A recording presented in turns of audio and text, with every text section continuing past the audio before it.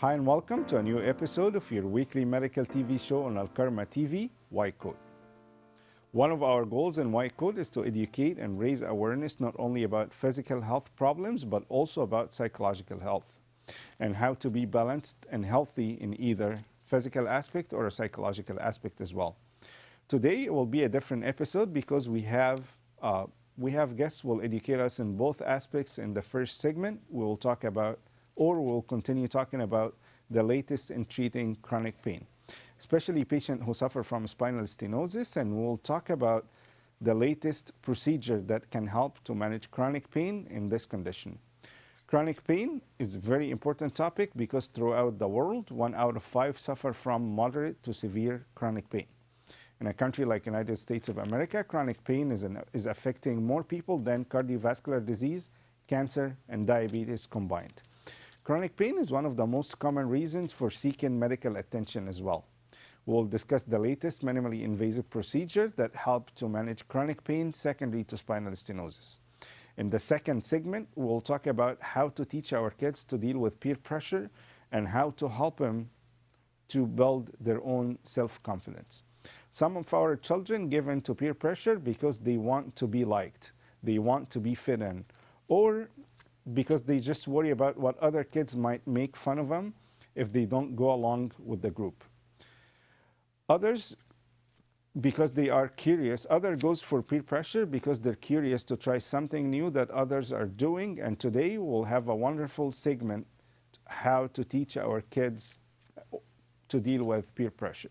It's my pleasure today to host in the first segment one of the outstanding physicians in Southern California in chronic pain management field, Dr. Rostam Khoshsar, to educate us more about spinal stenosis and new management in that topic. In the second segment, we'll have an extraordinary guest, Dr. Shoshana Bennett, for interaction with the program. Send in all your questions and concerns to our official Facebook page, White Coat Alkarma TV. Or if you want to interact with my guests directly today, you can call the numbers that will be shown on the screen at any time during the episode, and we'll be more than happy to answer all your questions. To keep up with us, follow our Facebook page, White Coat Alkarma TV, or follow us on Instagram, White Coat Alkarma. And to watch our latest episode, please subscribe to our YouTube channel, الكرمة TV, and activate the notification bell. أعزائي مشاهدي قنوات الكرمة في كل مكان في العالم، بحب أرحب بيكم في برنامجكم الطبي الأسبوعي وايت كوت. الحقيقة النهاردة واحدة من الحلقات اللي أنا ببقى مبسوط بيها جدا على المستوى الشخصي، لأنه واحد من أهداف البرنامج إن احنا نهتم بكل مشاهدي قنوات الكرمة، سواء مش بس على المستوى البدني ولكن أو الجسدي، ولكن كمان نهتم بيهم على المستوى النفسي ونقدم لهم الموضوعات اللي تخليهم بشكل كبير جدا عندهم حياة متوازنة في الناحيتين. أقصد بالناحيتين الشق البدني أو الجسدي والشق النفسي بنفس الكلام أو على نفس المقدار. الحقيقة في الفقرة الأولانية النهاردة عندنا فقرتين. الفقرة الأولى هنتكلم فيها أو هنكمل كلام فيها على فكرة علاج الآلام المزمنة. اتكلمنا مع حضراتكم بشكل كبير جدا على الانجكشنز، علاج الآلام المزمنة عن طريق الحقن. اتكلمنا كمان في حلقة منفصلة عن حاجة اسمها السباينال كورد ستيميليترز أو منظمات الألم. زي ما احنا قلنا، الناس اللي عندهم أمراض في القلب ممكن يحطوا حاجة اسمها منظم ضربات القلب. نفس الفكرة عملوها مع الآلام المزمنة، ان احنا بنحط حاجة اسمها سباينال كورد ستيميليتر بيتزرع في الظهر وبينظم فكرة نبضات الألم اللي بتوصل المخ، وبيقلل الإحساس وبيعمل بيقلل الإحساس بالألم وبيعمل سيطرة على الألم بشكل كبير جدا. كمان اتكلمنا في الفقرة في الواحدة من الحلقات اللي فاتت في علاج الآلام المزمنة عن حاجة اسمها البامب، أو إن احنا بنزرع مضخة فيها أدوية بتقدر تضخ ده دايركتلي على الأعصاب اللي بتسبب توصيل الألم ده للمخ.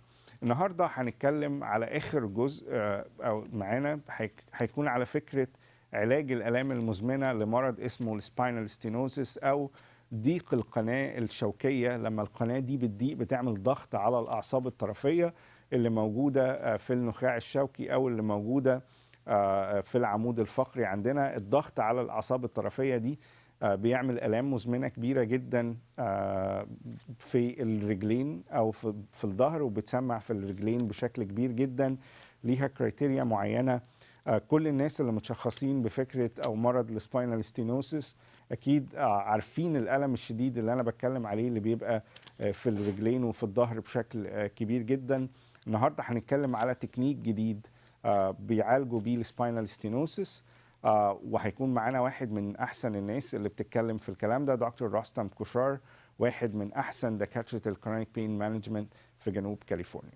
الجزء الثاني اللي أنا سعيد بيه جدا لأنه احنا عاملينه بناء على طلبات كتيرة جدا من حضراتكم. الفترة اللي فاتت جات لي رسائل كتير جدا من أهالي بيتكلموا على فكرة الضغط اللي موجود على أولادهم، الضغط الشديد، مش بس ضغط الدراسة أو ضغط التنافس في الامتحانات، ولكن بدأنا نسمع عن مشكلة كبيرة جدا بتبقى موجودة في المدارس.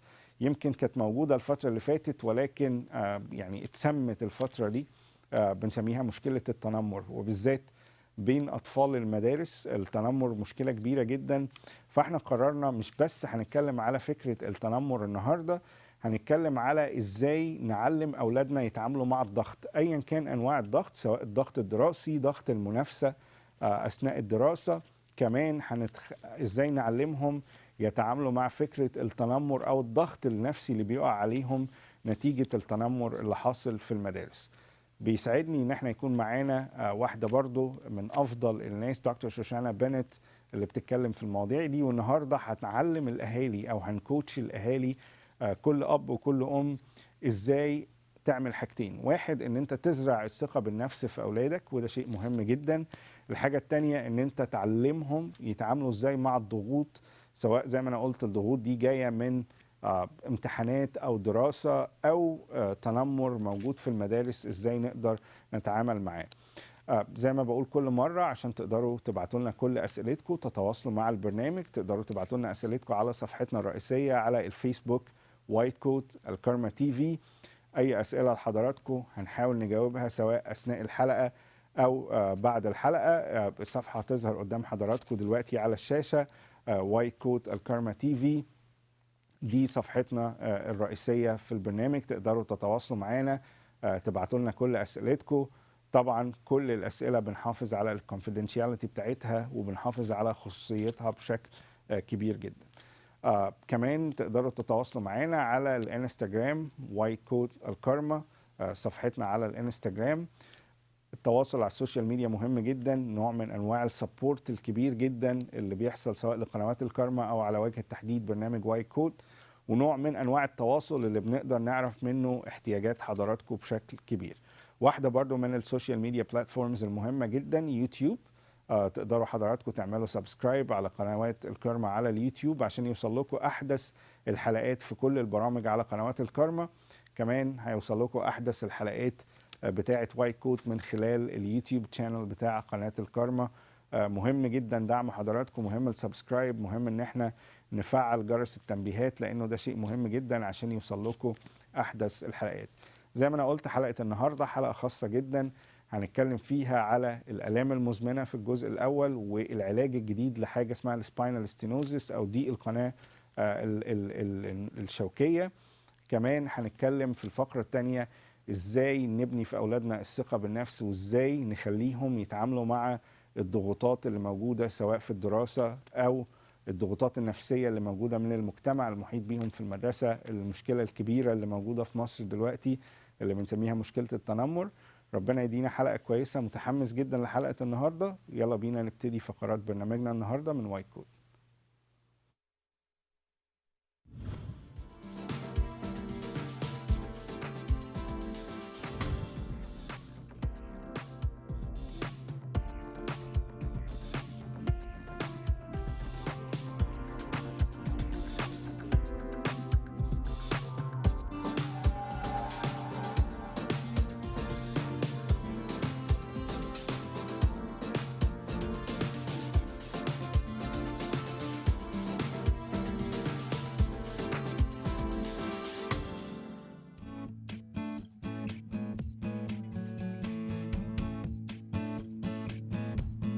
So there's a condition called amblyopia, and that's the case in which even with the perfect pair of glasses, the kid does not. You were born with it, you have it, this is extra.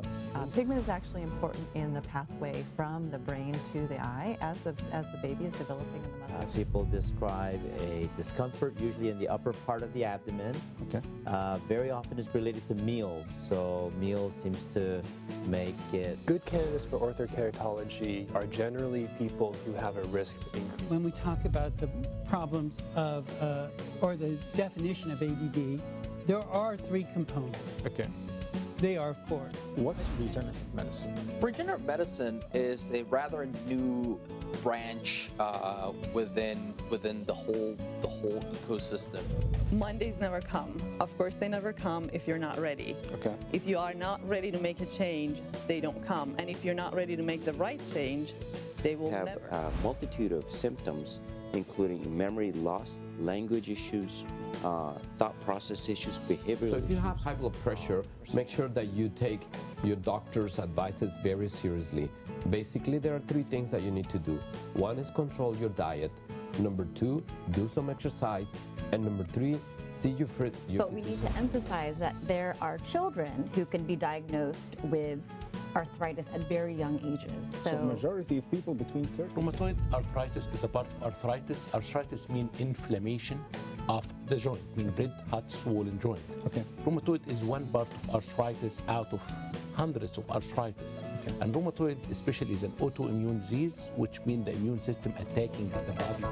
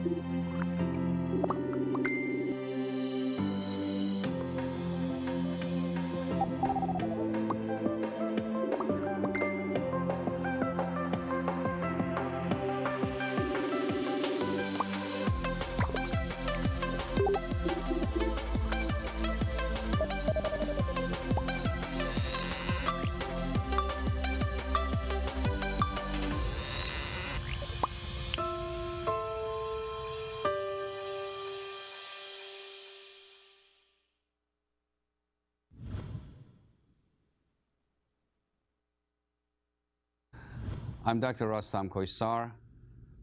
I'm an anesthesiologist with subspecialty fellowship training in pain management. I'm board certified in anesthesiology and pain management both. I finished my medical degree at Tehran University and I moved to US. I did my surgical residency at State University of New York in Buffalo, followed by anesthesiology residency at Drew UCLA Medical Center and fellowship training in pain management at UC Irvine, where I stayed as a faculty after finishing my fellowship training, and I'm currently a faculty of UCI. I'm also director of anesthesia pain clinic at the Veteran Hospital in VA, which is a hospital that treats the US veterans. I'm also medical director of biohealth pain management. As you see, I'm very busy with treating patients in pain at UCI, at the VA hospital, and also in my private practice, biohealth pain management. I do a lot of research in the field of pain management. One of the most recent research that we did at the Veteran Hospital was regarding patients with PTSD or post-traumatic stress disorder, which I treat them by doing a stellate ganglion block, which is a nerve block in the neck. And that was filmed and aired by CBS 60 Minutes show just recently. Besides practicing medicine, I try to spend as much time as I can with my family and my kids. My hobbies are camping, hiking, I try to exercise and work out, stay physically fit. I do bike riding usually on Sundays, and try to have a balanced life between practicing medicine and my family. I truly appreciate my family, considering the fact that a physician's life is not as easy, and I have to spend time with the patients, with the practice, hospital, and also spend time with my family as well, as much as I can, and thankfully they understand that. Stay tuned for me at White Coat program at الكرمة TV. نحن نعطي لأن المسيحيين ما زالوا مضطهدين بسبب إيمانهم. نحن نعطي لأن 1.5 مليار شخص يعيش ويموت في فقر شديد. نحن نعطي لأن جيراننا لم يعرفوا المسيح بعد. نحن نعطي لأنهم يمكن أن يعرفوه من خلال عطائنا. نحن نعطي لنعلن ملكوت الله. نحن نعطي لنبني ما هو أكبر منا. نحن نعطي لتغيير العالم وتغيير قلوبنا أيضا. نحن نعطي لأننا نعبد إله واحد وليس المال. نحن نعطي لأننا اشترينا بما لا يقدر بثمن. نحن نعطي لأن الله أعطانا أولا وما زال يعطي ولن يتوقف عن العطاء. لهذا نحن نعطي.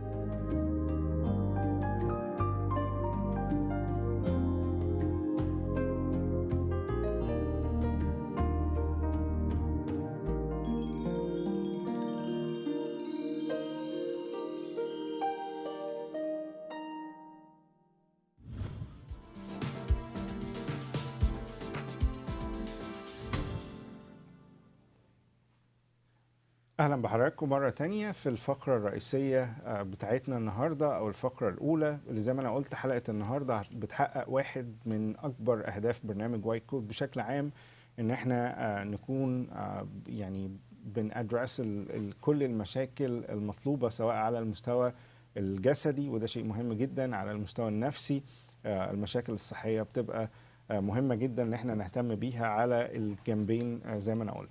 الجزء الأولاني هنتكلم فيه على علاج الآلام المزمنة، أو أحد أنواع الآلام المزمنة اللي هي بنسميها السباينال ستينوسيس، أو ضيق القناة الشوكية أو ضيق القناة النخاعية.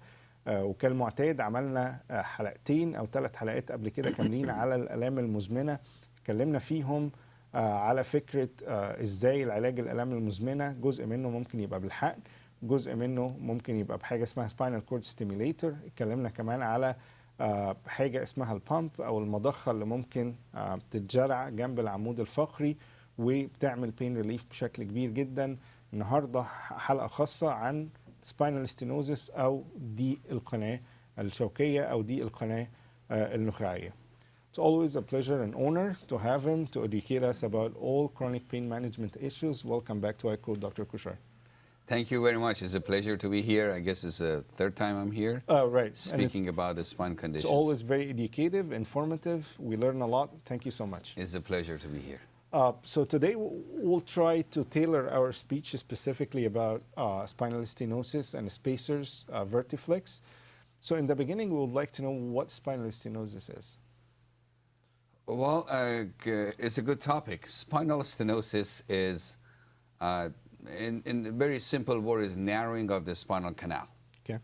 So people who have a degenerative disc and they have arthritis of the spine, okay, and possible osteophytes, which means like growth of the extra bone like around the spinal canal, and so all together they cause narrowing of the spinal canal. Okay. And what are the symptoms of spinal stenosis? Symptoms of spinal stenosis. We have a nice picture here in slide 24. So if you can tell us where is the spinal canal here, just to put our viewers like on the same page with us. I don't see that. So if you can put slide 24 with us. Okay, is that the slide 24? Mm-hmm.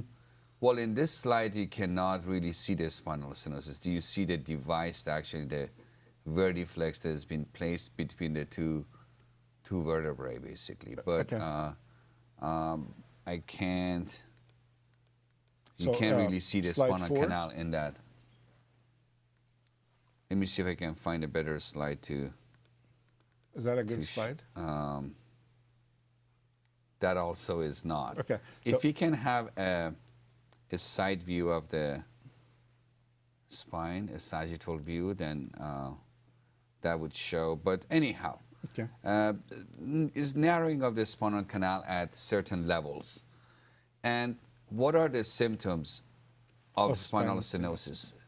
Generally, is back pain and the pain that radiates down the leg. We call it neurogenic claudication, which means people who have back pain, and as soon as they start walking, the pain radiates down the legs.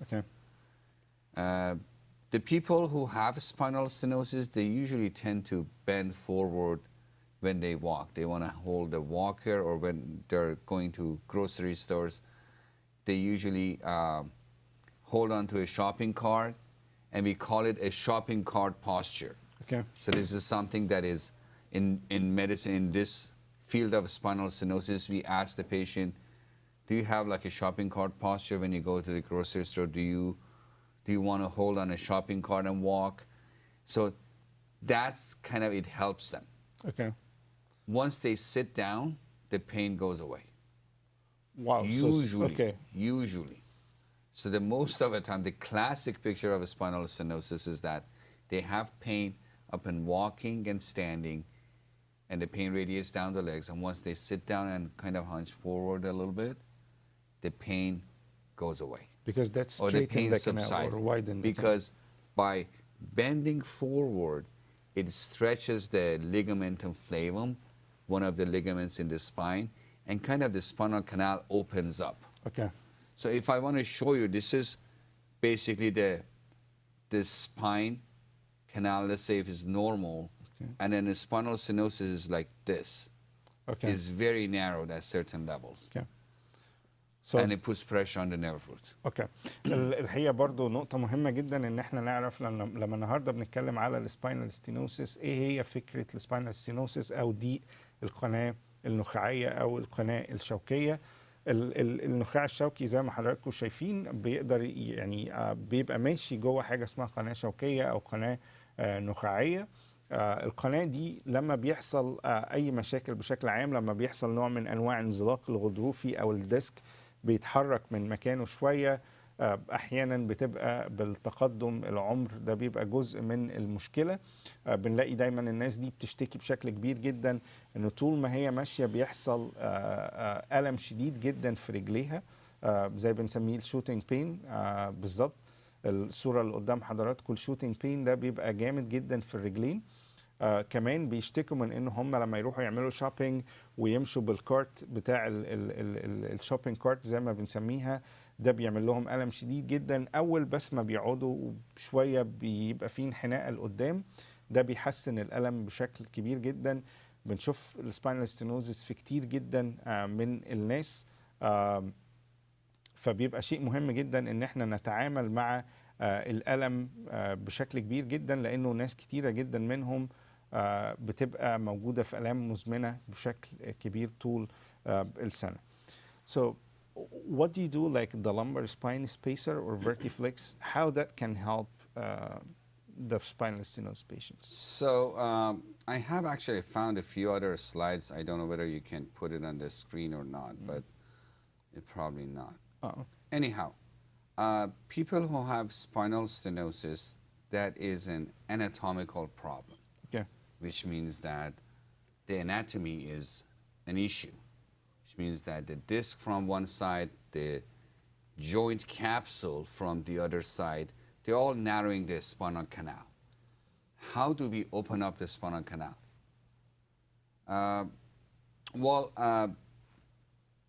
In the old time, people would do injections, like epidural injections. In my opinion, epidural injections, they won't help with the spinal stenosis. If they help, it would be very temporary. Like you inject steroid in the spinal canal, it temporarily may reduce the inflammation and pain, but it builds up again because there is always pressure on the nerve root. So something needs to be done anatomically to open up the spinal canal. Is 1.2 million people are diagnosed with spinal stenosis in the US yearly. So that's the incidence of spinal stenosis. The spinal stenosis is usually the condition that happens after the age of 50 or 60. Like in the later ages, I mean, the spine degenerates. You don't see a spinal stenosis in a young person unless they have had accidents or so. Okay. How do you treat the spinal stenosis? With the vertiflex or the spacer specifically? Yeah.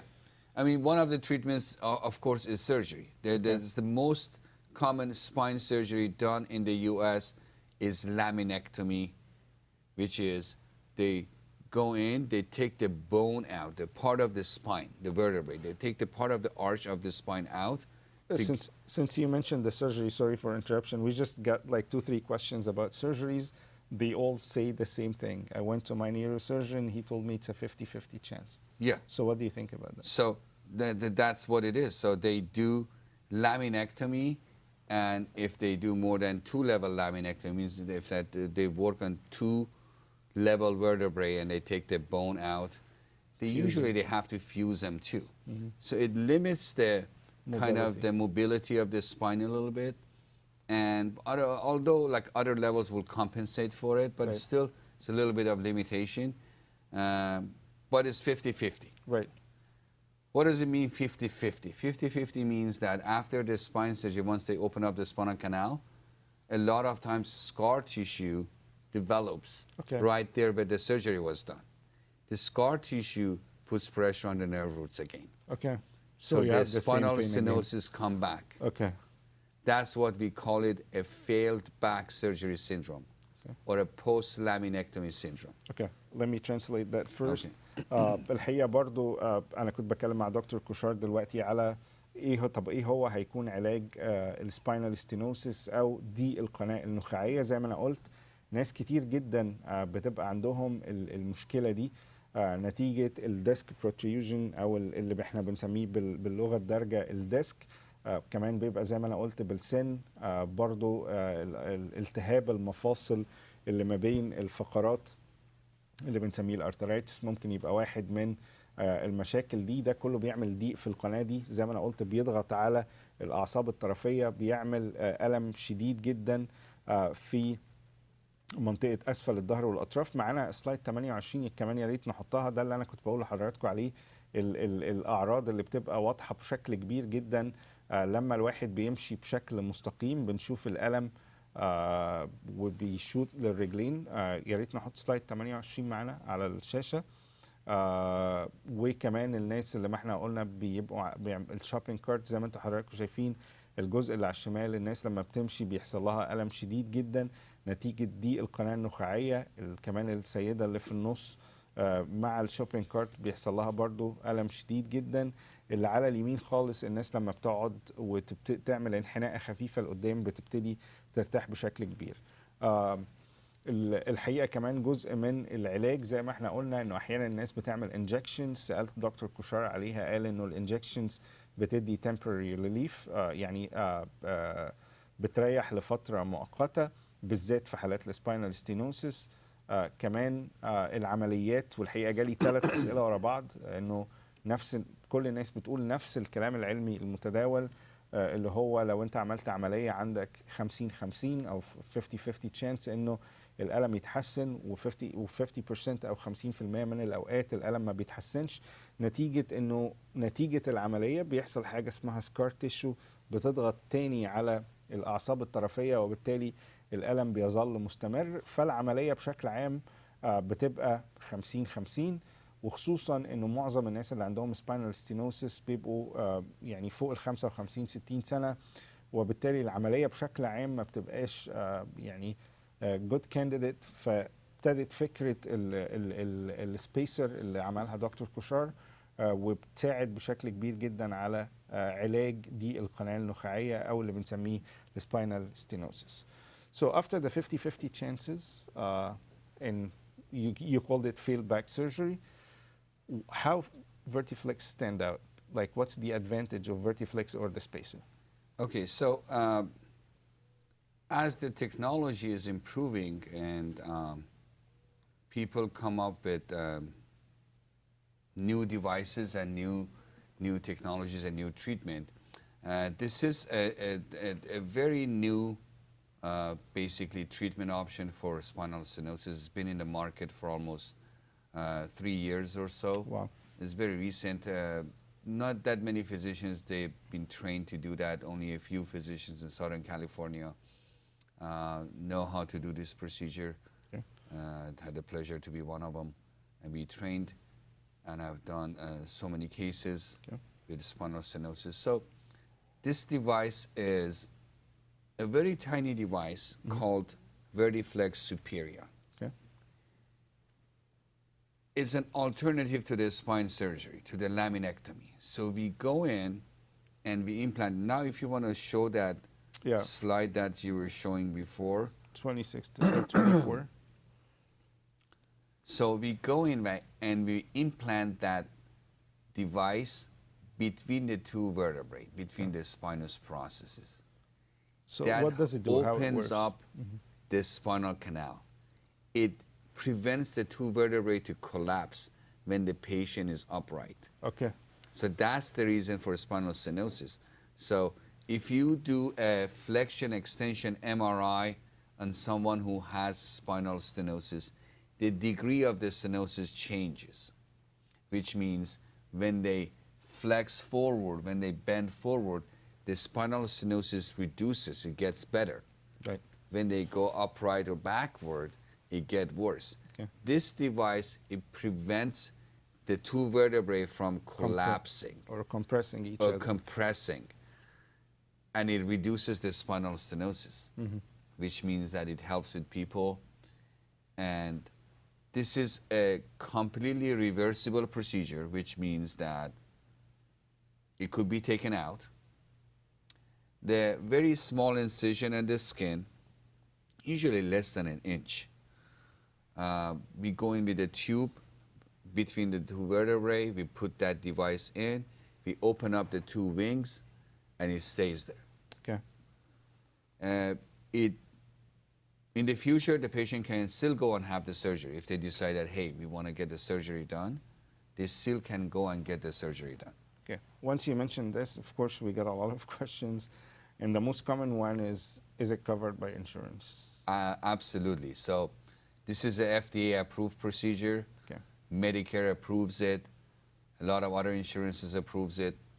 And is very successful. So far, of all the cases that I have done, I've had 100% success rate. Wow. Because that would be my next question, the success rate in those procedures. I mean, if you choose the patient right and correct, this is 100% success. That will be my next question. Let me translate first. Okay. الحقيقة زي ما حضراتكم شايفين فكرة السبيسر أو اللي بنسميه الفيرتيفليكس، الفكرة كلها بتاع السباينال ستينوزس زي ما شرحناها لحضراتكم إنه بتبقى فيه فقرتين قصاد بعض نتيجة زي ما أنا قلت إنه ممكن مشكلة في المفاصل أو التهاب المفاصل أو الديسك اللي ما بين الفقرتين بيطلع لبره شوية، فالفقرتين دول بيبتدوا يضغطوا على بعض وبالتالي بيضغطوا على الأعصاب الطرفية اللي طالعة ما بين الفقرتين.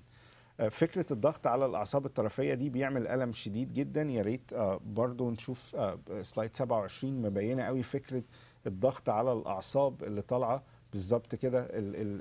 يا ريت نحط برضو البوينتر على النيرفز اللي طالعة ما بين الفقرات بالظبط. دي الأعصاب الطرفية اللي بتبقى طالعة ما بين الفقرتين. لما الديسك اللي هو البنفسجي ده بيطلع ما بينهم فالفقرتين بيضغطوا على بعض، بيبقى زي ما بنقول عظم على عظم ضاغط الأعصاب الطرفية.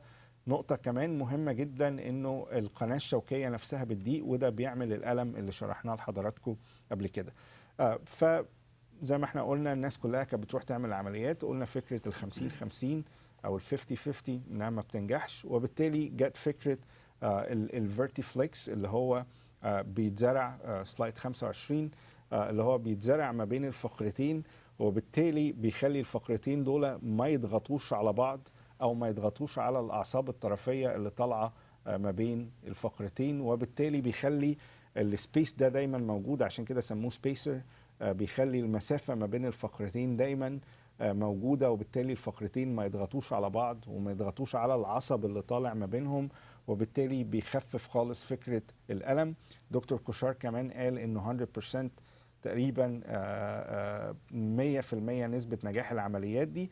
وبرضه جالي سؤال من حد هنا من فلوريدا بيسأل إذا العمليات دي بتتغطى بالإنشورنس. الفيرتيفليكس أو السبيسر ده FDA approved procedure، وبالتالي طالما ال FDA موافق عليها فالإنشورنس بيدفع ثمنها وعمليات متوافق عليها، بيخلينا كمان نتجنب فكرة العمليات أو الأعراض الجانبية بتاع الجراحة العادية. So you mentioned one important statement at the end. Choose the right and correct patient for it. Who would be your ideal candidate for those procedures? Ideal candidate for this patient is someone who has spinal stenosis. So this device is a little more technical, I'm saying, cannot be done at the L5-S1 level because the S1 doesn't have a spinous process to hold on the device into. But spinal stenosis above the higher L5 can be done. Okay. Prior surgery is not a contraindication. So if the patient had prior surgery at the L5-S1, for example, or L4-5, you can still put that device at the L3-4 or L2-3. Okay. The other advantage of this procedure is that is an outpatient procedure. There is no recovery time. Patient don't need to stay in bed. Patient walk off the bed themselves out of the operating room and go home. And the result is immediate. How long is the procedure? I mean, in a skilled hand, it usually takes about 15-20 minutes. So we're talking about Dr. Khoshsar's hand. 15-20 minutes? 15-20 minutes on my Life hand. is good. Because Okay. I know how to do it. I've done so many of these. Okay. But it's basically a very short procedure. There is no need for general anesthesia. It could be done under sedation and a deep sedation with just local anesthesia. And I have to tell you this story. For all the audiences. I had a 96-year-old patient, 96-year-old. Patient came into my practice on a wheelchair. So walking in, as soon as he would stand up and walk, he would have severe pain in the back and pain down the legs. I examined the MRI and reviewed it, had severe spinal stenosis. I chose to do the Vertiflex. Patient and his son agreed. We did the Vertiflex on this patient. When he came for post-op visit to my practice, which was literally like 5 days after the procedure, wow, he was walking with a cane. Wow. Not even a walker. The guy was so happy, was so excited. He got the life back, basically. Right. You know what? At the age of 96, being wheelchair bound, and he cannot do anything. It's about quality of now life. he's walking. The quality of life has changed. Much better. زي برضو ما حضراتكم كان سؤالي المهم جدا لدكتور كوشار، مين هو البيشنت المثالي للعمليات دي؟ قال لي اي بيشنت عنده ضيق في القناه دي، عنده ديسك عامل ضيق في القناه. دايما انا مش عايز برضو ابقى تكنيكال قوي، ولكن دايما الفقرات القطنيه اخر واحده فيها بنسميها لمبر 5 او لمبر 5، واول واحده في الفقرات العصعصيه بنسميها S1. اخر فقره في الفقرات القطنيه لو هي اللي فيها المشكله دي ما بتنفعش معاها فكره الفيرتيفليكس، ولكن اي حاجه فوق الليفل ده بتنفع معاها المشكله دي. زي ما هو قال في ايد دكتور شاطر، من الموضوع ما بياخدش اكتر من 15 ل 20 دقيقه، مش عمليه كبيره، تقريبا بتروح في نفس اليوم. قال قصه لطيفه جدا. 96 سنه واحد من المرضى بتوعه كان تقريبا قاعد على ويل تشير طول الوقت. بعد العمليه دي رجع الاوفيس بتاعه بعد 5 ايام بس، يعني الريكفري بتاعها قصير جدا، وماشي على كين، مش حتى على ووكر، جست كين. والكواليتي بتاع اللايف بتاعته اتحسنت. عمليه بروسيجر مش كبيره، مش خطيره، الكومبليكيشنز بتاعتها قليله جدا بشكل كبير. ناس كتيره تقدر تفت، وبالذات كبار السن اللي ما بنقدرش او ما بنحبش نحطهم دايما في عمليات كبيره، اللي هي ان احنا نشيل الغضروف ونعمل حاجه اسمها فيوجن بعد كده، عمليه كبيره. وزي ما انا قلت دايما 50-50 مش اكتر من كده، وكتير منهم بيفضل البين معاهم لفترات كبيره جدا. Is there any contraindication for this procedure? There is really no specific contraindication to this procedure. I mean, if the patient had a surgery, for example, at the L4-5 and had a laminectomy and there is no bone left in there, okay, so we cannot put it in, okay, right? But the contraindication of this procedure is similar to the contraindication of any procedure, such as if the patient has bleeding tendency, you better not to be operated on, has a source of infection in the body, you don't want to do that, that kind of contraindication. But there is nothing specific to this procedure. Okay. Does it help any other problems beside the spinal stenosis? No. Okay. So this is specifically for spinal stenosis. Okay.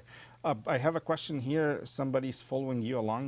He's saying thank you so much for all what you have done It's a the pleasure. last 3 episodes, and he's asking if spinal cord stimulator would work specifically for MS, multiple sclerosis pain. I know it's a unique question, but well, multiple sclerosis pain is a central pain syndrome. Okay.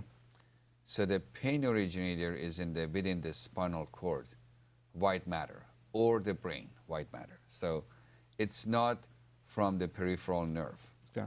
Okay.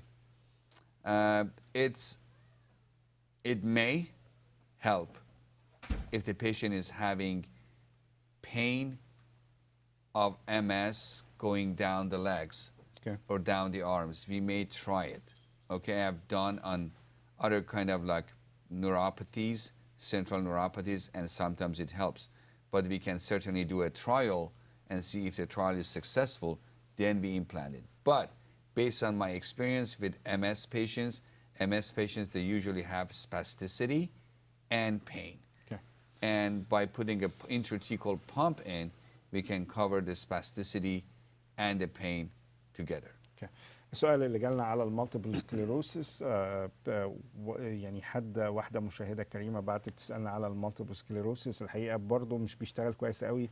احنا بنتكلم على السباينال كورد ستيميليتور، ده كان موضوعنا في حلقات سابقه. حبيت بس اجاوب سؤال حضرتك بالنسبه للبروسيجر دي تحديدا اللي هي السباينال ستينوزيس او السبيسر. زي ما قال دكتور كوشار تقريبا عمليه بتنجح بنسبه 100%. الكومبليكيشنز بتاعتها زي اي عمليه، ان ممكن لو حصل انفكشن يحصل شويه مشاكل. ما بيحبوش طبعا يعملوها للمرضى اللي عندهم مشاكل نزيف، تحديدا انواع كتيره قوي من المرضى اللي هم على مسيلات الدم والكلام ده ما بيبقوش candidates كويسين قوي للعمليه. Before we take final words, let's have a phone call first from New Jersey. معانا بنت الرب من نيو جيرسي. اتفضلي يا فندم حضرتك على الهواء. هلو. اتفضلي يا فندم حضرتك على الهواء. هلو. اتفضلي يا فندم حضرتك على الهواء. هلو. We can hear you. Hello. ايوه الخط قطع. ايوه الو. يا اتفضلي يا فندم حضرتك على الهواء. الو. لو في مشكله حضرتك على الهواء يا فندم اتفضلي. حضرتك ممكن لو تسمعينا من التليفون وتوطي التلفزيون. الو. I guess there's a connection problem. Okay. I think we have technical problem. Yeah. So final words about injections, spinal cord stimulator, the pump, and the spacers. Final word is that I think the purpose of having these sessions here for audiences is to open up their eyes into alternative treatment for pain management. Okay. Minimally invasive procedure that they can treat their pain. Okay. As opposed to surgery. So what we are trying to do here is to provide alternative treatment for people who have pain in the back, in the neck, arms, legs, anywhere in the body. And sometimes they're offered to have surgery, and sometimes they've been told that it is what it is, go just live with it and take pain medication. Right. So we are trying to provide options for treatment. Okay. Injections such as epidural injections, such as nerve blocks, such as radio frequency ablation on the facet joints, different kind of injections, for example, intercostal nerve blocks, and SI joint injections and joint injections, and we recently have added regenerative medicine into it, such as PRP and stem cell therapy. Okay. Is one side of the one pole of this. I want to promise pain from management. Dr. Khoshsar we'll do one episode about RPR and stem cell therapy by itself. Sure. Okay. Sure. So your final message to the audience: those stuff work, and it could be a good alternative for Exactly. So my final word is that people who are in chronic pain don't think that they have to live with pain. There are ways to treat the pain. You know the options. You just have to go search, look for the right person who can treat your pain. And one of the messages that you taught me, really in those two, like the last two episodes, surgery is not always the answer. Exactly. Okay. And Dr. Khoshsar could be a huge answer instead of the surgery.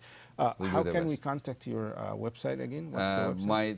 My practice name is BioHealth Pain Management, and my office number is 424-360-0066. People who call my office, please let my staff know that are calling from Alkarma TV, and we give them the priority to come in. Okay, perfect. Thank you so much. My website is biohealthpain.com. Okay. الحقيقة يعني أنا بشكره شكر جزيل جدا على مدار حلقتين، يمكن دي ثالث حلقة اتكلمنا على كل العلاج بتاع الآلام المزمنة، اتكلمنا على الحقن، اتكلمنا على العلاج بالموجات الكهرومغناطيسية، اتكلمنا على السباينال كورد ستيميوليتور أو منظم نبضات الألم، اتكلمنا كمان على البامب، ازاي نزرع المضخة الصغيرة دي وازاي هي تبتدي تعمل سبراي للميديكيشن ده على الاعصاب الطرفيه. النهارده اتكلمنا على السبيسر او اللي بنسميه الفيرتيفليكس، وازاي ده بيبقى كويس جدا ان احنا نقدر نعالج بيه البين. هي واحده او مجموعه من احسن الحلقات اللي عملناها عشان نساعد الناس في علاج الالام المزمنه. دكتور روستم خوشسار، الاوفيس بتاعه او الويب سايت بتاعه قدام حضراتكم، BioHealth Pain Management. تقدروا تتواصلوا معاه. على فكرة جزء كبير من مشاهدينا من كاليفورنيا أو 3-4 حالات تواصلوا مع الأوفيس بتاعه وعملوا لهم arrangements كويسة جدا وقدروا يحطوهم يفلم في السكادول. فأنا بشكره جدا كمان على التعاون بتاعه مع مشاهدي قنوات الكرمة في كاليفورنيا. حلول كتيرة جدا للآلام المزمنة بره فكرة العمليات التقليدية، وده كان هدف وايت كوت. كل البروسيجرز دي FDA approved وبتتغطى بالانشورنس، فممكن تبقى بديل كويس جدا جدا للعمليات الجراحية. It's always a pleasure and honor being in front of you talking about chronic pain management. Thank you, Dr. Khoshsar, with a promise about regenerative medicine and stem cell therapy. We'll definitely do that. It's always a pleasure to be here and try to educate. Thank you so much. It was the our audience pleasure. is about the pain management. It's our pleasure, Dr. Khoshsar. Thank you so much. Thank you. هنطلع فاصل، نرجع نكمل مع حضراتكم الجزء الثاني اللي انا ببقى يعني مبسوط جدا بيه، ازاي نعلم اطفالنا يتعاملوا مع الضغوط المختلفة. هنتكلم على البير بريشر، مشكلة التنمر اللي موجودة في المدارس، ازاي نعلم اطفالنا ونساعدهم يبنوا الثقة بالنفس او نساعدهم انه يبنوا ثقتهم بنفسهم ويواجهوا كل الضغوطات دي. فقرة خاصة جدا بناء على طلب كتير من مشاهدي وايت كوت. ناخد فاصل ونرجع نكمل مع حضراتكم.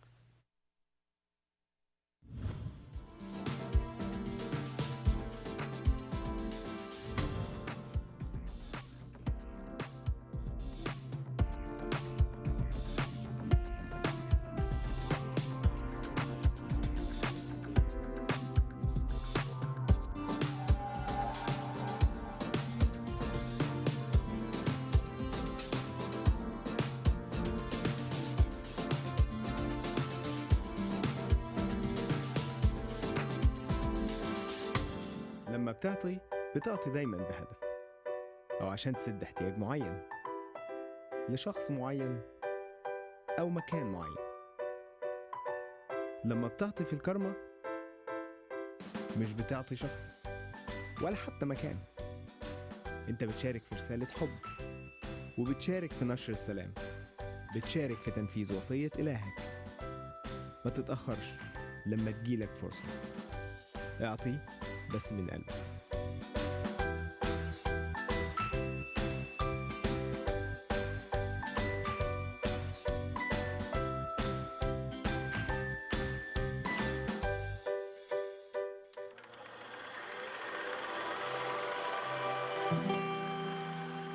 لو قناة الكرمة مش موجودة، الناس النفوس اللي بتطلب المساعدة مين يساعدها؟ مين يقف معها؟ مين يصلي على الشام؟ مجد الله للنفوس، عايزة أوصل خلاص الله للنفوس، وعايزة أوصل محبة الله. حقل الكرمة فرصة لتبشير العالم، صلاة لأجل المرضى، وبيبقى همنا الأول والأخير نحن نوصل لهم بشارة الإنجيل المفرحة، وإن هم يقبلوا المسيح في حياتهم مخلص شخصي لحياتهم.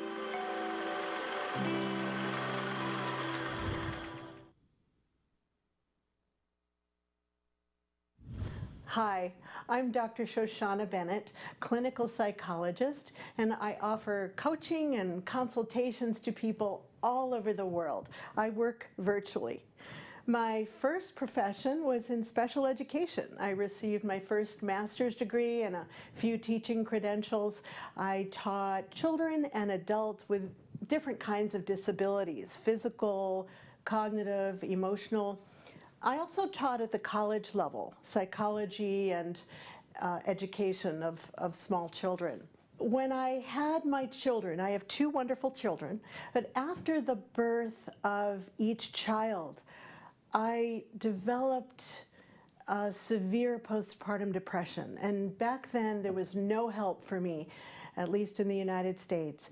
So as I recovered from these depressions, I began pioneering and my advocacy work in maternal mental health. I founded my own organization and then later became president of our international organization. I created the first app for postpartum depression, and most recently, I'm very excited that I co-founded the Postpartum Action Institute, which is quite unique, and it's doing some really, really good things in the field. I wrote 3 books. Postpartum Depression for Dummies, which is considered one of the staples for all professionals working with new parents, and certainly those recovering from a perinatal mood or anxiety problem.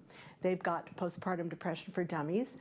I also wrote Pregnant on Prozac, which helps pregnant couples make some tough decisions, medications that are okay to take and not take, and things such as that.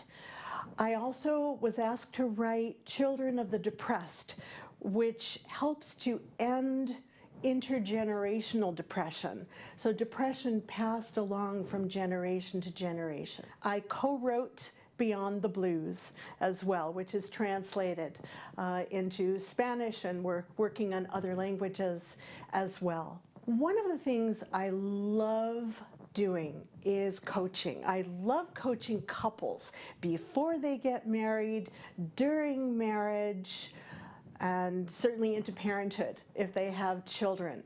What I'm known for is being presented with a problem and coming up with very practical solutions quickly so that people can get through that challenge and on with their lives.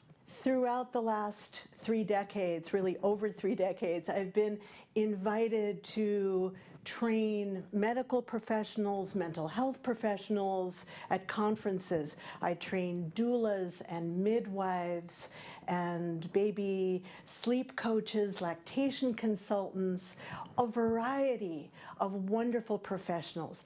And I love doing that. I'm a teacher at heart. And I love creating the ripple effects that happens from this teaching. I also love media, whether I am hosting my own radio show or whether I'm a guest on another wonderful radio show or TV. I really, really enjoy that as well. I'm very easy to get in touch with. Just come to drshosh.com, drShosh.com, and I'll be so happy to hear from you. Join me on White Coat at Alkarma TV.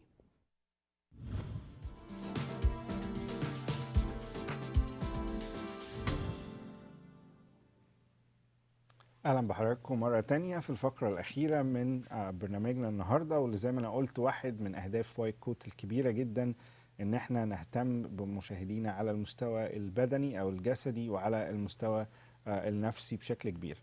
الحقيقه ضيفتي اللي معايا دلوقتي انا كنت واحد من المتابعين بتوعها او من الفانز بتوعها، يعني قبل ما يعني ما تيجي وايت كوت.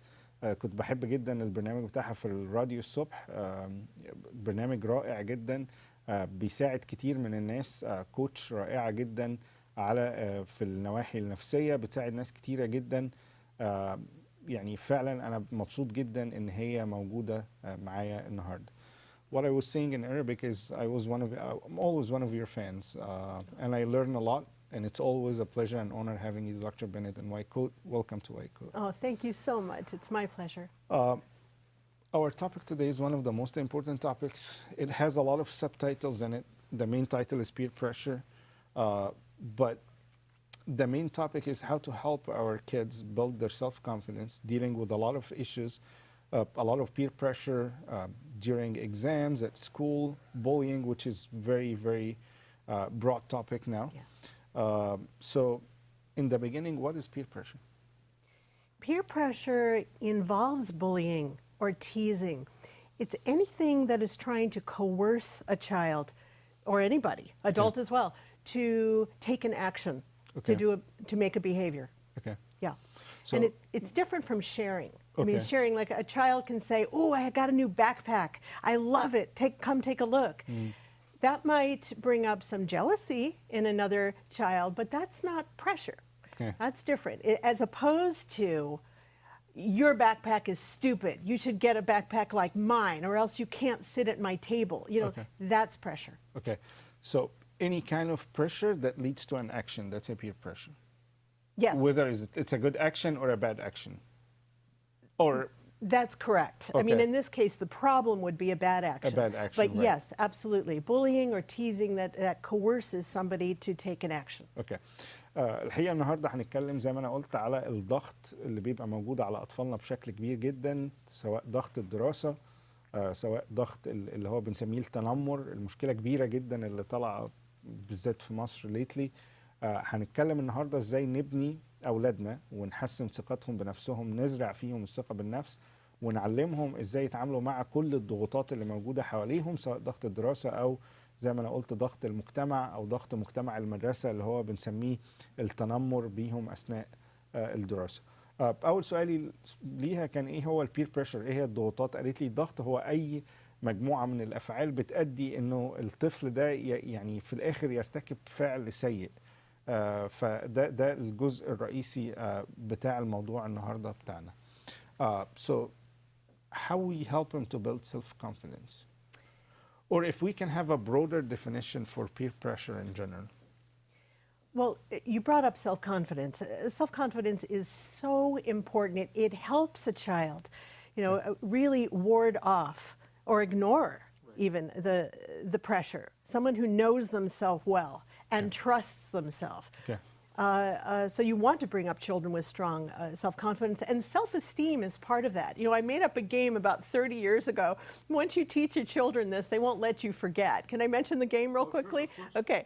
So one person speaks at a time and says, "I feel proud of myself today because," and then you fill it in with anything. Okay. Anything you want to acknowledge yourself about. I made a hard phone call. I cleaned the bathroom. I did a good job taking care of the children. And then everybody else at the table or before bed, the family, everyone else says, "Good for you." Okay. And the person who shared says, "Thank you." Okay. Then the next person shares. It's as simple as that. It's not enough to just compliment children. Children need to see their parents, acknowledge themselves, and be able to accept acknowledgement from others. Okay. That builds self-esteem, which definitely helps self-confidence. Okay. So beside this game, Yeah. what other steps we can take to build their self-confidence? Certainly listening to children's opinions. Okay. What you don't want to do is just dismiss a child's opinion. "Oh, that's silly. When you grow up, you'll think like," you want to, you don't have to agree with them, but you really want to treat their opinions with respect. Maybe get into a discussion with them, but make sure that child knows that they have a right to the way they feel, the way they think. Okay. And it really helps them to respect themselves and know that they have a voice. Yes. So let them express their feelings, express themselves, express what they're going through or what they feel. Yes, and listen with interest. Okay. Yeah, and also it's important to teach children, if they are being pressured, how to come back, you know, what to say, what to do, so that when they're in those kinds of situations, they can help themselves. I have a client now who recently moved from another country other than the U.S. And when her child entered 4th grade, some of the kids in the lunchroom pointed at the food and said, "Ew, that looks sick." And those were their words. Right. That looks sick. That's, you know, and why don't you have food like us? So that was peer pressure. So I taught my client to teach her 4th grade girl to say something like, which she did, say something like, "This food probably does look weird to you, but it's really good. Do you want some?" That ended the teasing. That's the comeback. That comeback worked for her. Okay. Now they're just interested in what you know, they'll look over, "Oh, what's that?" You know, it's interest, but it's no more teasing. Right. So self-confidence, basically, when we build self-confidence in our children, we teach them how to ignore pressure. It definitely helps them ignore pressure when they believe in themselves. Right. How to teach them, like, in different levels, the comeback mechanism that you talked about, how we support them doing this on a family level. You can talk about problem solving. You know, you can do a lot of what ifs. That's coming up a little bit later. But you know, if you hear of different scenarios, you know, you're watching television, you're hearing stories of what a neighbor did or what different children did in different situations. Talk about, you know, how that person made a decision. What would you do if you were faced with the same? Just discuss with them, because problem solving and helping them think about these things in advance, and then, you know, complimenting them as they're coming up with their own solutions, that will help them tremendously. Another question before I start translating. Sure. How open communication within the same family helps in how we build the right family dynamics to help those children to build their self-confidence? I can't emphasize strongly enough how important it is to allow children to express themselves and truly listen with respect and with interest. Again, it's not about agreeing with them. It's not about saying you're right. It's about saying, that's very interesting, and why do you think that? And what would happen if this had occurred instead? Would you have changed your opinion? You know, it's when children learn that they really have a voice that's important. That I think isn't. Hopefully that answers your question, but that is right. And I think, correct me if I'm wrong, if this voice can make changes within the family, if we let them feel your voice can make that change, I think that's important too. Yes, and thank you for that.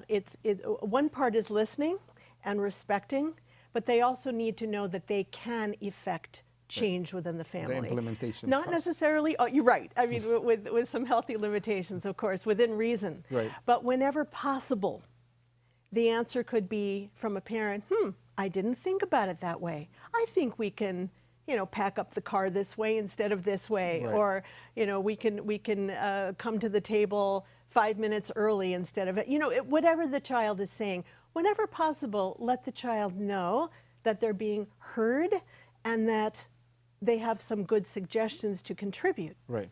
Thank you so much. الحقيقة زي ما أنا قلت، واحدة من الحاجات المهمة جدا إن إحنا نعلم أطفالنا إنه إزاي يتعاملوا مع الضغوط بشكل عام، هي إن إحنا نزرع فيهم الثقة بالنفس. وحقيقة يعني قالت كلمة في الأول رائعة جدا عجبتني، قالت إن إحنا لما بنعلم أطفالنا أو بنزرع فيهم فكرة الثقة بالنفس، هو ده بما يوازي ان احنا بنعلمهم ان هم يتجاهلوا الضغوط اللي ملهاش قيمة عليهم او بالنسبة لهم. كمان واحدة من الحاجات اللي هي قالتها مهمة جدا في فكرة زرع الثقة بالنفس هي الاوبن كوميونيكيشن او النقاشات المفتوحة جوه الاسرة، وانه ازاي كل اب وكل ام يتعلم، وده مش عيب على فكرة ان احنا نغير نفسنا كأب وكأم ونتعلم ان احنا نسمع لأولادنا ومش بس نسمع لهم. يعني قالت كلمتين حلوين جدا، قالت نسمع لهم باهتمام وباحترام لآرائهم، حتى لو آرائهم دي يعني اختلفت مع آرائنا بشكل كبير، فمهم جدا ان احنا نسمع لأطفالنا باهتمام وباحترام. قالت كمان واحدة من الحاجات اللي بتساعد بشكل كبير جدا ان احنا نزرع فيهم الثقة بالنفس جيم. هي قالت ان احنا ممكن نعمله كل يوم مع اولادنا. لو الاب والام والاولاد قاعدين على ترابيزة الاكل، كل واحد يقول موقف. لو الاب والام هيبتدوا بنفسهم، يقول موقف خلاه اتصرف فيه كويس جدا اثناء اليوم، سواء في الشغل سواء في البيت او اي حاجة، ويقول ان انا فخور بنفسي جدا ان انا اتصرفت بالشكل ده في الموقف ده. لو الاب يبتدي بنفسه، الام تبتدي بنفسها، الاولاد كمان يقولوا بعض المواقف اللي مروا بيها اثناء اليوم وتصرفوا فيها بشكل كويس جدا، خلتهم حاسين ان هم فخورين بنفسهم ان هم اتصرفوا بالكلام ده. بتكرار المواقف دي ده بيخلينا ان احنا نساعد اولادنا بشكل كبير جدا ان هم يبنوا ثقتهم بنفسهم. الحاجة الثالثة المهمة جدا ان احنا غير ان احنا نسمع لاولادنا باهتمام وباحترام، وبركز جدا على النقطتين دول، ان احنا نحسسهم انه احيانا آرائهم وصوتهم ممكن يعمل تغيير او يصنع الفرق زي ما بيقول. لو الابن او الابنة مثلا عملوا بعض الاقتراحات والاب والام حسوا ان هي فعلا اقتراحات فاليد وكويسة، ممكن يتغيروا او ممكن يغيروا الشكل ده في البيت، او ممكن بيغيروا مثلا اي طريقه هم بيقوموا باجازاتهم، يروحوا مكان تاني. الابن والابنه مثلا عملوا السجستشن ده، او تغيير في ديكورات البيت، او تغيير في طريقه التعامل معاهم، انه الاب مثلا محتاج يهدى شويه والاب فعلا ابتدى يستجيب لده.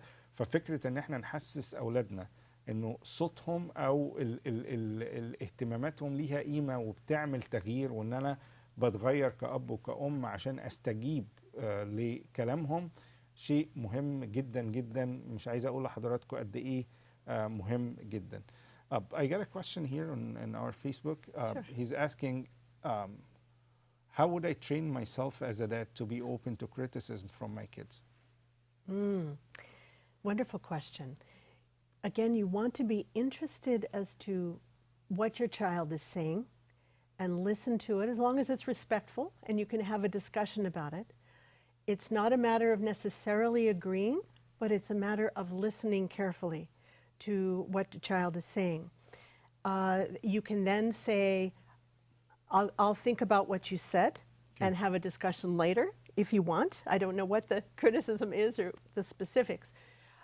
And then come back and discuss with the child. I agreed with you about this. This is very interesting. I'll work on this. Thank you for the feedback.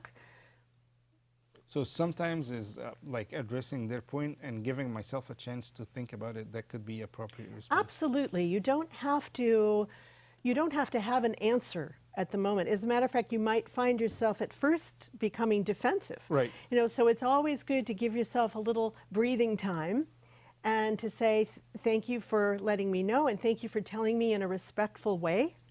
And I'll come back. Why don't we talk about it in a couple of days when I have a chance to think about what you've told me. Okay.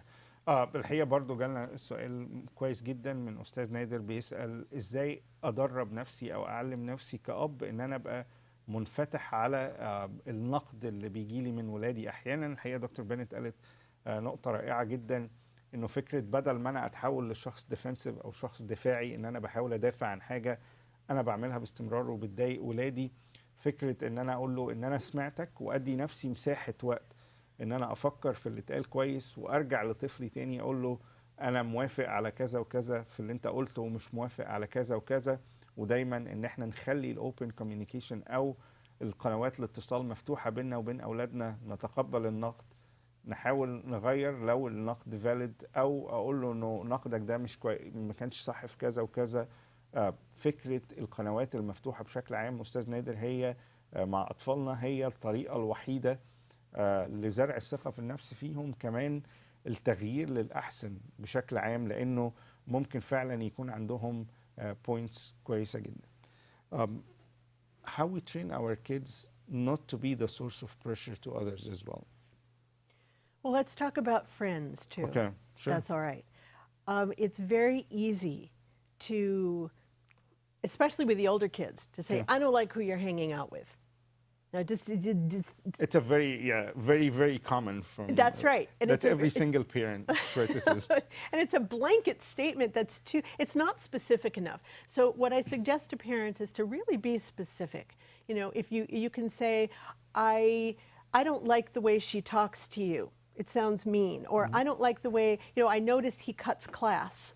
So be specific about behaviors rather than just saying, don't hang out with them. Okay. I don't like your friends. Okay. Yeah, yeah. And also, starting from when they're in, well, I'd say grade school, talk about the qualities that they might like in friends. You know, even make a list. You can even write them down. Okay. So, do you think making a list would help? I think sometimes it does. It's a lot easier to know what you're looking for when you haven't, you know, when you've talked about it. Oh, make the kid make that list, not the dad or the mom. You're right. Oh, yeah. Okay, yes. because I'm that's sorry. what I got in the beginning. I was Help like, that oh, here's the criteria that you go by. So that was. No, you got to check all these off. That was my concern. Again. That's your checklist. Oh, I'm sorry. No. I should have been more specific myself. No, help the child make the list. Create their own criteria. That's right. Basically. Talk about what's important to them. You know, who they would really like as a friend, kindness, somebody who supports you, making healthy decisions. You know, just help them with that list. Right. Yeah, a lot easier to know what to avoid when you have a list of what you're actually looking for. Okay, so that's how to pick their friends, right? And how do you make him feel, right? That's part of that. It's important. Yeah, you can ask your child, how do you feel when you're with this person? Okay. Do you like yourself more? Do you like yourself less? Do you get into more trouble when you're with this person? Does that person encourage you to make some really positive choices? Or does it, so the kid can learn, like, I get an uncomfortable feeling when I'm with them. I'm kind of attracted to it, but it makes me feel bad about myself, and then discuss that with them. Mm-hmm. Okay. What else about friends we can address today? That would be a good starter. Okay.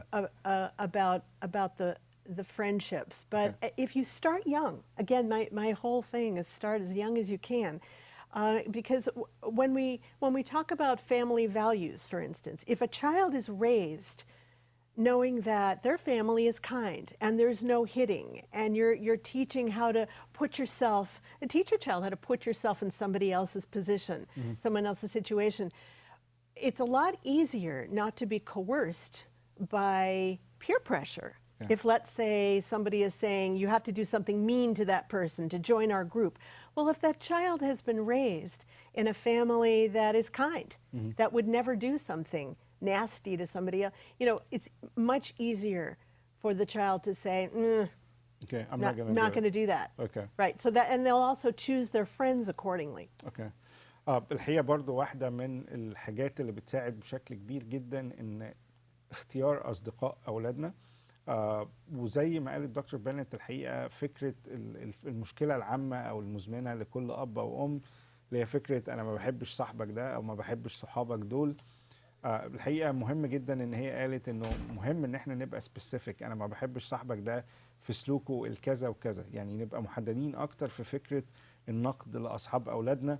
كمان بشكل عام أنا ممكن أقعد مع ابني وأخليه يعمل ليست بالكرايتيريا أو بالمواصفات اللي هو عايزها في أصحابه، وأستخدمها إن أنا أقول له الكرايتيريا اللي أنت عاملها دي مش بتفت الفلان ده، أو يعني مهم جدا إن إحنا نبقى أكتر يعني محددين في فكرة النقد لأولادنا بشكل كبير جدا. What other family values that can help our kids build self-confidence and ignore like bad groups? Yeah, it's a very good question.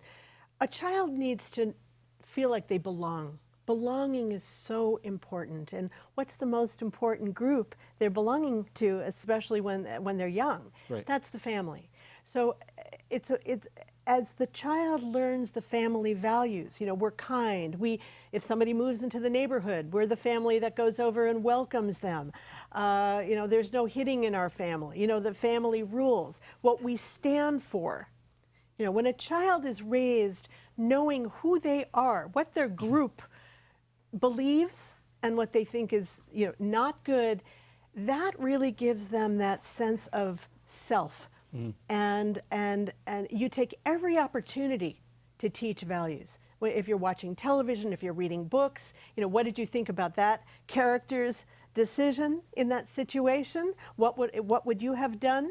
Would you have chosen the same thing or a different decision? What consequences did that lead to? Those kinds of things. Always take the opportunity as much as possible because those are your values. Right. And that's what you want to pass along. I have a question here from one of the parents. He's asking, could family be a substitute for the society? Like all the activities will be done within family.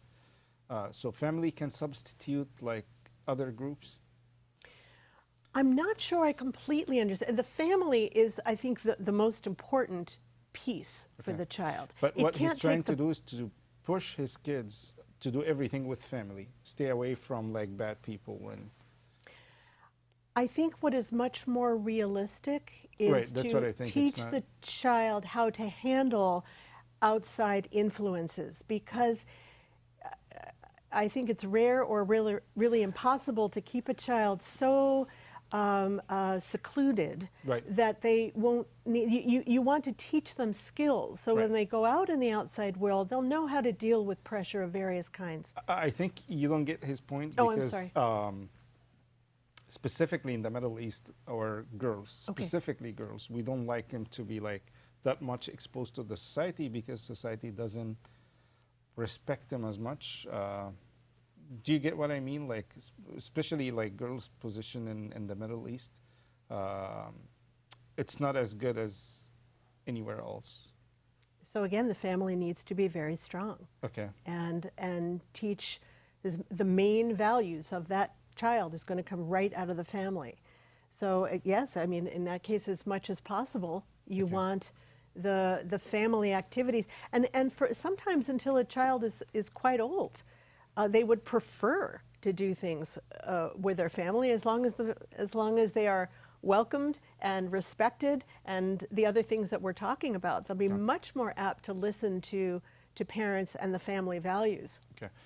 الحقيقة برضو واحدة من الحاجات اللي بتساعد بشكل كبير جدا زرع الثقة في النفس، وفكرة ان انا اعلم ابني ان هو ازاي يتجاهل فكرة البريشر او التنمر اللي جاي له من الحاجات التانية، انه هي القيم العائلية اللي بنزرعها في أولادنا بشكل كبير جدا بتبقى مهمة جدا وبتساعدهم بشكل كبير إنه أنا مش لازم أفيت جوه الجروب ده عشان أعجبهم، فأنا ممكن أتجاهل الضغط بتاعهم تماما. فده بيبقى جزء كبير جدا إن أنا أعلم أولادي حاجة اسمها الفاميلي فاليوز أو القيم العائلية، وده بيبقى جزء مهم. سؤال أستاذ هاني اللي بيسأل، وطبعا يمكن دكتور بنت ما أخدتش الفيو ده لأنها طبعا مش محتكة بالشرق الأوسط بشكل كبير.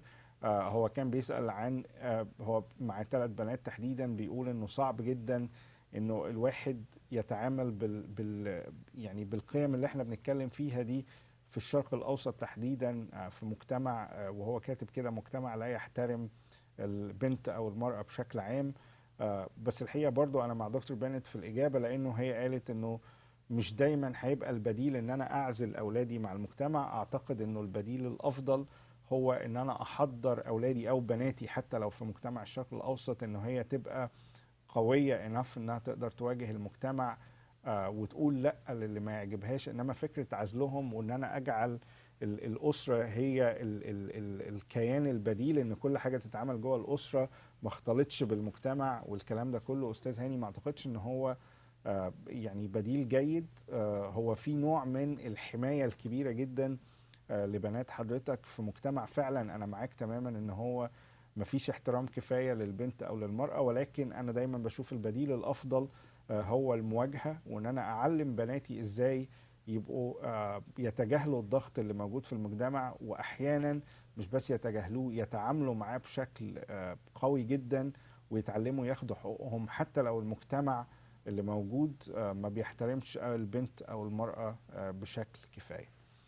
I think one of the good things to build like self-confidence in our children is to teach them how to be a problem solver. Absolutely. How can we do that? I love role playing. personally, I love role playing and teaching a child to problem solve. What Okay. would you do if? Okay.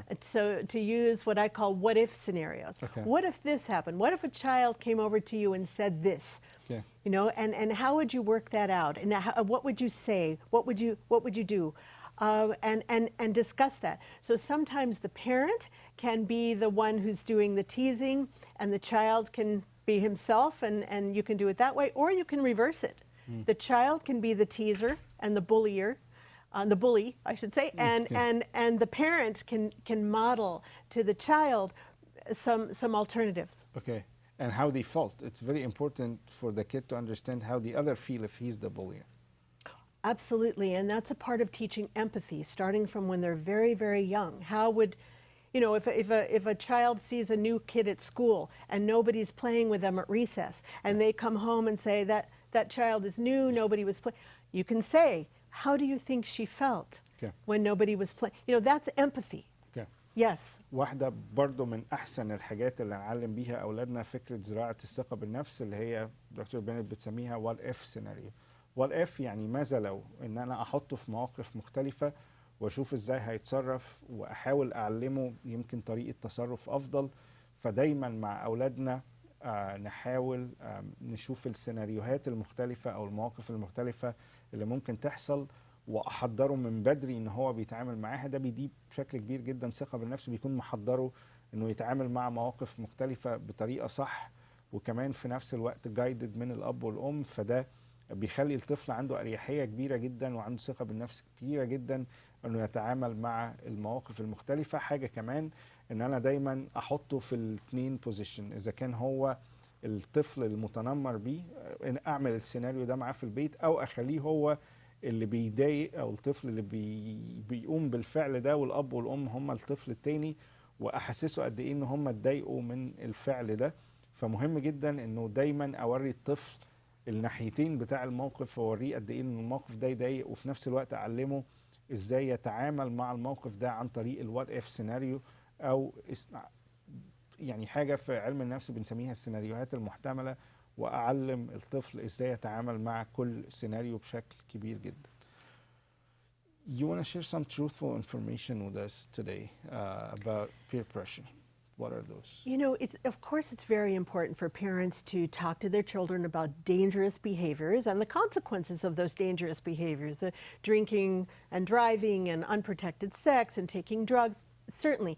But it's also very important for parents to be truthful with their children, because if they go overboard, if they exaggerate, it's likely that the child will stop listening. They won't believe, they won't trust as much. For instance, if a parent says, if you smoke a little bit of marijuana, you're going to be a heroin addict. Right. You know, it's not. I mean, but parents will do that because they love their children. They want to protect them so much. They overscare them from That's this exactly stuff. right. They go overboard. So the children are thinking, well, I did smoke a little bit, and I'm not a heroin addict. Right. So you know. Or my heart didn't get destroyed within 5 minutes. Exactly, exactly. So you don't want to go overboard. That's what I mean by don't be alarmist. Don't scare. But certainly you do want to be truthful. Give them information. If you have scenarios from your life or from people you know, talk about what happened. You know, when you know that there was an accident and here's why, and certainly discuss the consequences. You also want to talk about why they're so tempting. Why are those behaviors tempting to your children? Because often parents don't want to hear that. Right. You know, you want to listen carefully when your children say, but that's kind of exciting. They just want to give instructions. Don't do. Exactly. I want as well a final message for you about peer pressure and the best ways to deal with it. I want you to look at your camera, talk to the parents, how to teach their kids dealing with peer pressure. What I would say is your children are watching you. Your children are watching how you are handling your own pressures in your own life. So if someone is trying to guilt trip you, if someone is criticizing you or judging you and trying to coerce you to go in a direction that doesn't feel right to you, follow your heart and let your children see what you're doing. Share with them how difficult it is for you, your own problem solving, and you are their very best teacher. lead by role modeling, lead by example. Absolutely. That's the message. Thank you so much, Dr. Bennett. It was wonderful as usual. Thank you so much. Thank you. الحقيقة واحدة من المسجز المهمة جدا والأخيرة إنه دايما نعلم أولادنا بفكرة القدوة، إن أنا ما ينفعش أكون بعلم ولادي إزاي أتعامل مع الضغوط اللي بيتعرض لها وأنا بتنرفز من أقل حاجة ومش عارف أتعامل أنا كأب مع ضغوط حياتي المختلفة. فمهم جدا إن إحنا دايما نبتدي بنفسنا، وزي ما بنقول نربي نفسنا كويس عشان نعرف نربي أولادنا بطريقة كويسة جدا. هنحط بعض سلايدز وملحوظات هحاول أترجمها بالعربي لأنه الحقيقة السلايدز بتاعتها رائعة جدا، وكمان لكل المقيمين في جنوب كاليفورنيا البرنامج الراديو بتاعها رائع جدا وبيعلم كل أب وكل أم حاجات كتيرة جدا في التعامل مع أطفالهم. بشكر حضراتكم على حسن المتابعة، وكالعادة السبورت والمسجات الرائعة جدا اللي بتوصل لنا من حضراتكم، ونشوفكم على خير وحلقة جديدة من وايت كوت السبت الجاي.